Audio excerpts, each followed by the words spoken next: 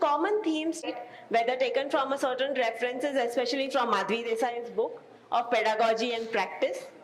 Um, Common themes included something like society and perception, because there was a very general understanding of that how the Indian society treats women in general, a very traditional idea to it. There were many common examples. Dennis Scott Brown, Linde, Shanting, similar. Hannah Rosenberg's work was quoted the most. Which also largely defines how much the area of research went from the participants, because if everyone came up with the same thing, either there are two reasons. One is that there is nothing beyond it, or two, the investigation was only sort of skin deep.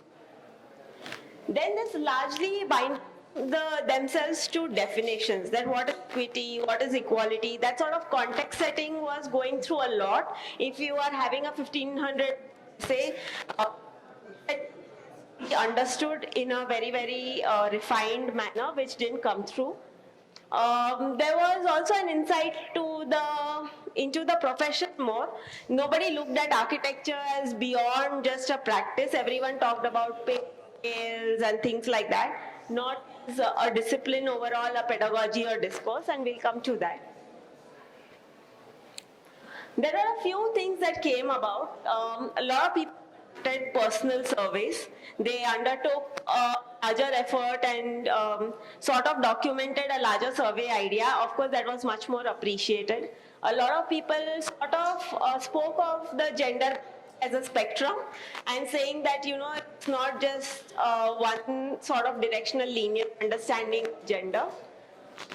Very few of them had one idea and focused on one thing. One or two spoke about discourse in general, introduced a theoretical framework that we felt was sort of missing largely everywhere. A lot of people brought in practice, but they sort of couldn't bring in an exact idea of what sort of imbalance, what sort of pay issues, or what sort of media representation they were talking about.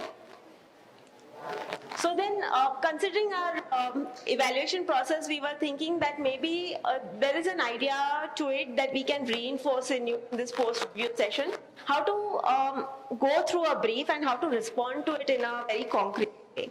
So when someone says writing architecture trophy, now there are many, many ways to look at it, but let's forget the writing part and just look at the architecture part.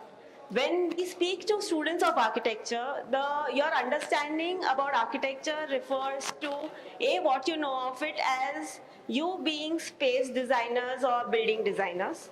As you grow into something, you sort of think of yourself as placemakers in some way.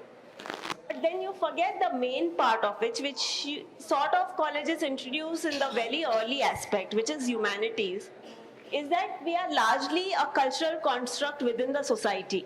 Architecture as a profession, we are a profession. We are not service providers.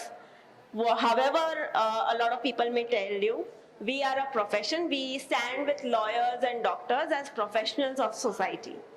So when that happens, we are a cultural component of the society. We are not with artists in a very literary way, but we are also not with the technical service providing people.